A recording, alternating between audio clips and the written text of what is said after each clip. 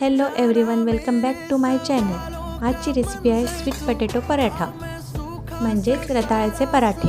रताळे आधी स्मॅश करून घेतले. त्यामध्ये आले लसूण पेस्ट, कोथिंबीर, तिखट 1 चमचा, हळद, मीठ, जिरे 1 चमचा आणि तीळ थोडी आणि 1 कप गव्हाचं पीठ.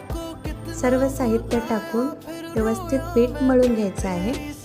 माझी मुलं रताळी असं खात नाही, पराठा केल्यावर छान खातात. पीठ मळून झालेलं आहे. त्याच्यावर थोडं तेल टाकून घ्यायचं आहे आणि त्याचे छोटे छोटे गोल बनवून घ्यायचे. फटाफट असा पराठा लाटून घ्या.